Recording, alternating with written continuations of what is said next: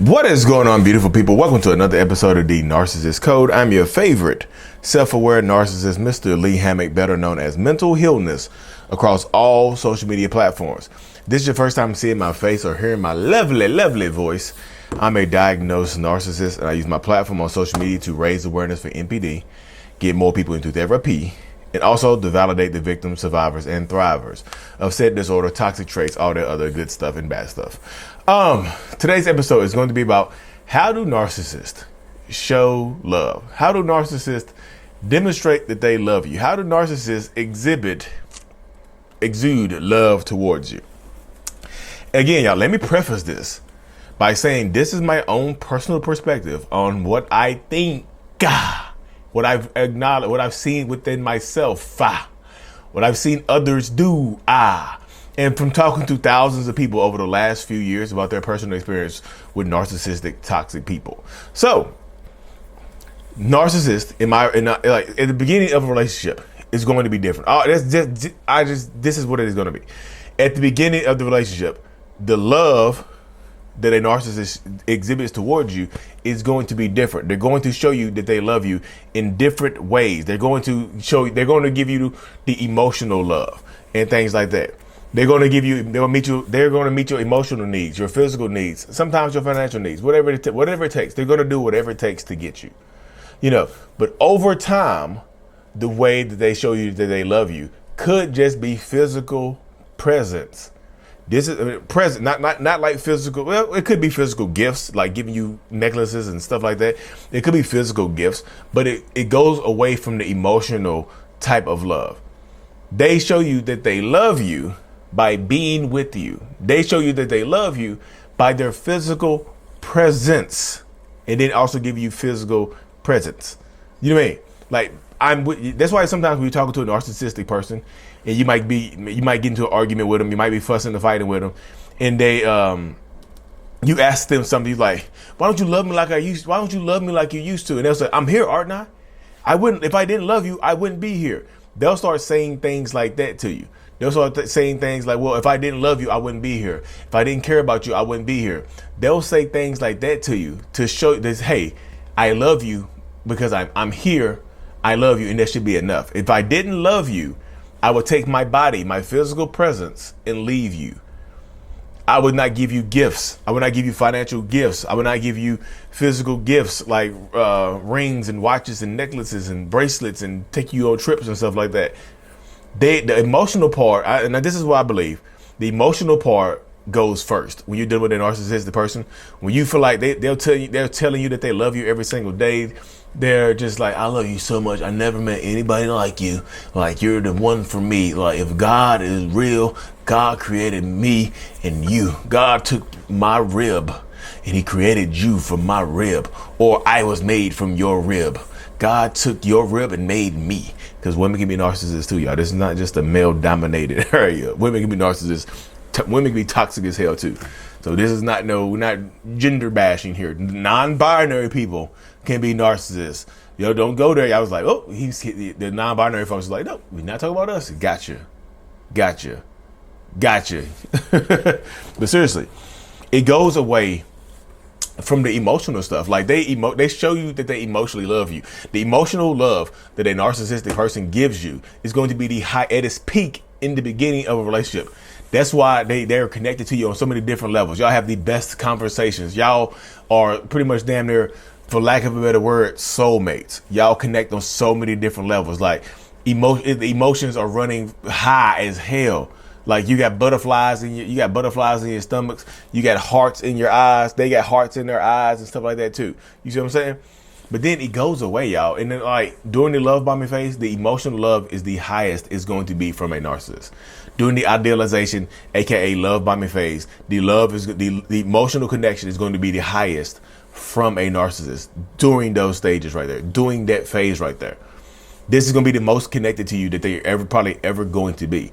And then once that goes away, it kind of all goes downhill from that point forward. And this is not me trying to, like I said, this is not me trying to chastise people or trying to make you feel bad about the situation or trying to make you feel terrible. This is me letting you know this is the mindset of a lot of narcissistic people, y'all. That's literally how it goes.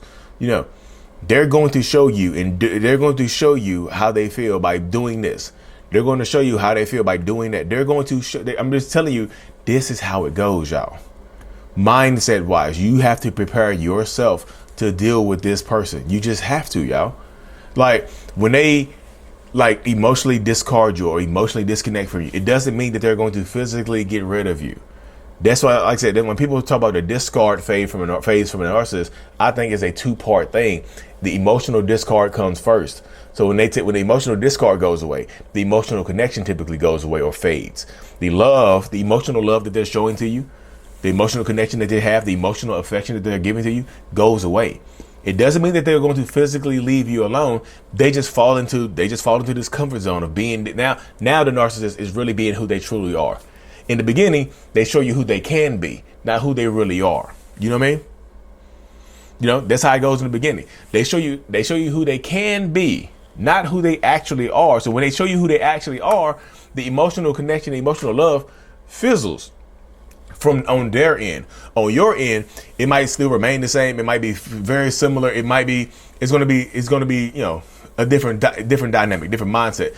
But it's going to be a lot of times these narcissistic people are going to say and do things like that, y'all. That's just the way it goes right there. You know what I mean?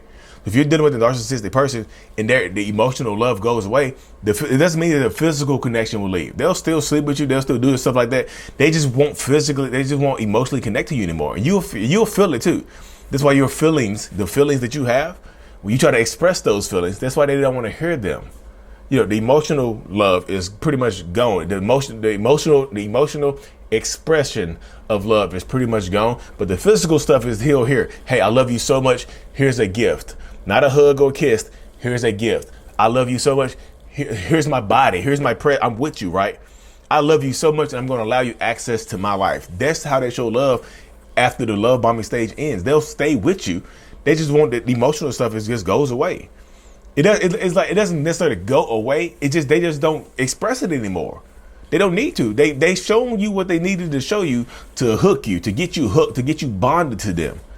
Now they feel like they don't have to do it anymore. They just, okay, I can log out. It's like they log out. It's like they get onto their emotional MacBook and they log out of their emotional MacBook. You see what I'm saying? They log out of their emotional MacBook and they never log, and then they change the password and they give it to somebody else. Physically, they're still here with you. Physically, they'll tell you that they love you. They'll be here with you. They'll start a family with you. They'll buy stuff with you, but you just don't feel the same anymore. You can tell it. The physical, the emotional stuff is gone. It's just physical stuff. Now, like, damn, you don't even tell me you love me anymore. I just got through clapping those cheeks to the highest of heavens. Like, it sounded like a drum set was going off down here. And you gonna tell me I don't love you? I just slept with you. What the hell? What are you talking about? I do love you. That's why I'm showing you through physical connection. I'm showing you through physical touch, but the emotional, you can feel it. It's really just a feeling, honestly. You can feel that the emotional stuff has dissipated or it's gone. You can tell. But how do we relight that? It's kind of like the flame goes out on a candle. It's kind of like the relationship candle is burning super bright right here, y'all. These are caffeine bills. The relationship candle is burning super bright, and then it gets to that point where the narcissistic person feels like they have you. Oh, I got you. I gave you enough emotional stuff now you love me more. Now you love me more than I love you emotionally. So they blow out the candle. Believe, how the hell do we relight that candle? Because when the candle was lit, it was perfect. They were meeting my emotional needs. They were meeting my physical needs. Financially, we were good. It's just like they were doing their thing. But now it's gone. Now the emotional stuff is gone. They've emotionally disconnected from you. You see what I'm saying? They've emotionally disconnected from you. And that's the way it goes. I'm just telling people. I tell this to people all the time. You know?